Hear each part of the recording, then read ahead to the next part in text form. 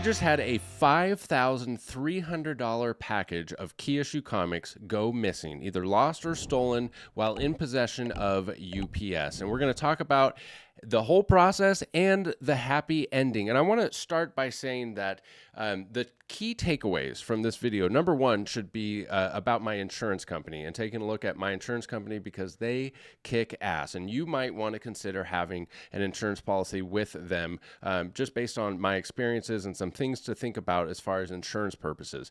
But the main key takeaway is that you should have confidence buying, selling, or trading with me, with Bryce Comics, because in over 5 years of doing this, over 40,000 packages have been shipped across all the different platforms, my website, Instagram, whatnot, eBay, over 40,000 packages shipped, and not once was the customer not made whole. Sometimes I have to eat, a little bit of a fee or something, but never is a customer not made whole, unless there was like complete negligence on the end of the customer. But if you follow very basic packing techniques, all damages in shipping can be avoided. Not all lost items can be avoided, but you can have insurance to cover that. So in over 5 years of doing this, 40,000 packages, not once was the customer not made whole. So don't let the takeaway be, see, this is why I would never ship my comics. I think you should consider shipping your comics because most likely your options for selling, buying, and trading comics locally is not as good as what you would have if you opened it up to the World Wide Web.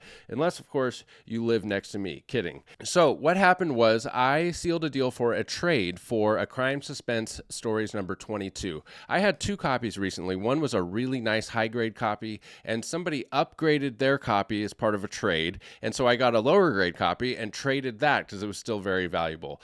So this was for the lower value one, and the trade was for $5,300 in comics. We sealed the deal. He took the box. I bought the shipping label, sent him the shipping label. I always like to do that because it's covered under my insurance policy.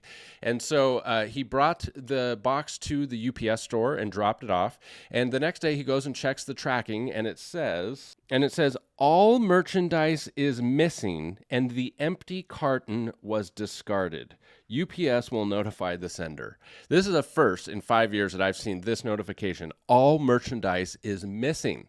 I've never seen that specific message on a tracking information. So the customer reaches out to me. He's panicked. He says, I feel sick to my stomach. Have you ever seen this before? And I said, no, in 5 years, I've never seen this, but don't worry. I have insurance. Let me just gather some more information. Because at this point, I needed to see what the insurance company wants. I needed to see if I needed more information from him and take it from there. So I reached out to my insurance company. I filed a claim because at this point it says it's gone. Like, it's not like it's lost in translation. It says right there, missing, carton discarded. Like there's no more movement of this package.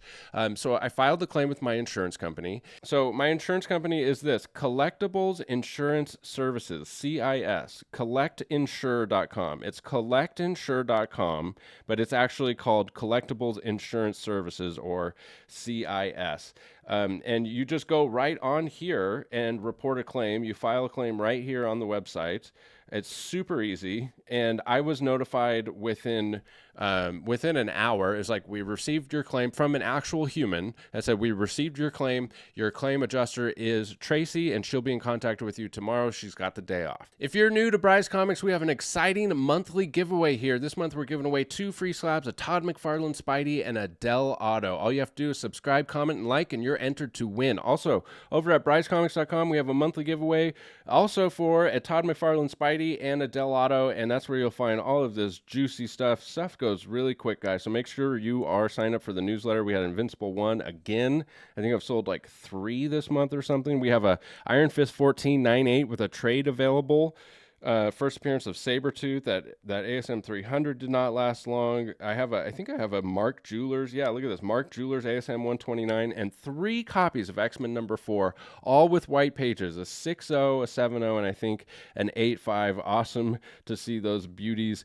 Check out brycecomics.com. So they asked for copies of like the mailing documentation, the label, things like that, the tracking number, and information about what was in the package. So I sent them them a screenshot spreadsheet right here, which is how I track trades and all of that. I just list out the books, I put the price, and this shows cover price values because that's what I use to show screenshots of the values of everything I'll talk about here in just a minute. But basically, to get started, I just sent them the list of, I think it was about 16 comics, all key issue comics: Tomb of Dracula 10, Batman 251, Strange Adventures 205, Jetsons 1, and Astro Boy 1. That one hurt to see those. I mean, I very rarely get to see a Jetsons #1. I was excited about that. Batman 181, Tech 359, all key issues totaling about 5,300, 59. I mean, when you're talking about comic book values, especially for a trade, we're just getting close, right? And every day they change. So around 53, somewhere between $5,000 and $6,000. And she responded back and said, yep, just send me screenshots of all of the values of these items. And so I used cover price because it was easy. It was really easy to look up cover price and just take a screenshot and a screen grab. And like I said, you know, values are debatable. There's lots of different sites I could have used. I could have used GPA or GoCollect or whatever. GPA would be a little bit more difficult because it doesn't show the actual book. It was just cleaner to use cover price. And she was like, this is great. I finalized the claim and we're going to send you a check for $4,700. You'll get it in the mail within a week. And so I have a $500 deductible. So it was $5,300 and some change minus the $500. And so I get a check for $4,700, which is why I think this insurance company just totally kicks ass. I mean, in the beginning, when I first started my business, I would put individual insurance on each package if it was really expensive or something like that, like through Pirate Ship or through USPS or through UPS. And occasionally, I mean, like once or twice, I'd had to file a claim with some other company, like whether it was USPS or UPS. And I just remember them fighting me tooth and nail about the value of what was in the package, just fighting every step of the way to get something. And with Collectibles Insurance Services, it's smooth sailing, I think, largely because they deal in collectibles, right? Like it's not USPS where they're like, what's a slab, you know, or like, you know, what's the difference between a 6.5 and a 5.5 or something like that. This is a collectibles insurance company. So I pay about $3,000 to $4,000 a year for this insurance policy. And what that covers is $250,000. It actually covers probably a whole bunch of stuff that I don't even know about. But what I do know about is $250,000 for theft, for fire, for flood, and for anything shipping to and from my address. To and from is covered by this insurance policy, up to $250,000 per package. So if I have 10 packages for $250,000 in a row, they're all covered on this insurance policy. And for my situation with the volume that I'm doing, it easily pays for itself rather than buying insurance on each package. I mean, if I bought insurance on each package, it would be in the tens of thousands of dollars, maybe even $100,000 a year for insurance. But this is $3,000 to $4,000, somewhere in there, and every single package is covered. And it's something to consider for your collection if you have a large collection, because your home insurance policy will not cover a very expensive comic book collection. I think my insurance policy covers like $10,000 or $20,000 for collectibles. So it's something to consider. You know, how much risk are you able to tolerate in your life? You know, some people, it won't make a lot of sense to spend that kind of money. But we'll get back to that more here in just a sec. I want to talk about exactly what happened with UPS. And so I had some correspondence with the customer in between, you know, like he gave me some more information and said, you know what, I had a really bad feeling about the person I dropped the package off with at the UPS store. But I know for sure that it isn't one of those cases where the box burst open and the contents spilled out, because I used heavy duty packing tape on all of the edges, is what he said. I called the UPS store that he dropped it off at, and I said, I'd like to speak to a manager. And I said, I have this situation where the content went missing, and I'm just kind of, you know, doing my due diligence here. I just want to make sure that if you have a thief in your place of business, that, you know, it gets nipped in the bud so that somebody else doesn't have to go through this. And I gave her all the information. I said, my customer dropped it off. He felt really uneasy about the clerk. And she said, well, what was the name of the clerk? I gave her the name, and she said, let me step outside. So she stepped outside and I'm going, what's going on? And she goes, yeah, listen, that guy comes off as a total jerk, but he's harmless. He's been here longer than all of us. He would never steal. He would never risk his job for stealing. So I really don't think he did it. And I talked with her a little bit about it. And I said, looking at the tracking here, it was only there for about an hour. So maybe you might want to review your tapes. It was dropped off around 4, and then it shows that it was scanned, picked up by the UPS driver around 5. So it was only there for about an hour. And she goes, yeah, that's like the hot spot. That's the busy time where it's kind of like everything is coming in and everything is going out. And she goes, I'll review the tapes.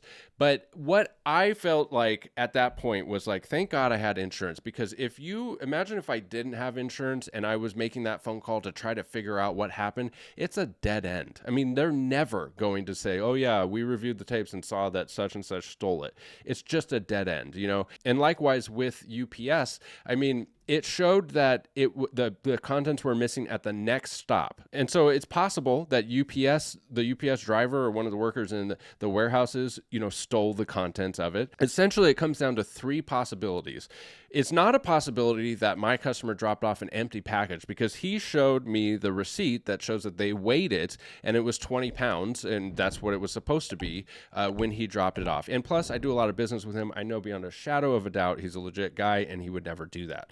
So it was either stolen at the UPS store in that 1 hour that it was there, or stolen by a UPS employee somewhere in transit to where it was reported missing, or it burst open and the contents spilled out and it got lost in the ether.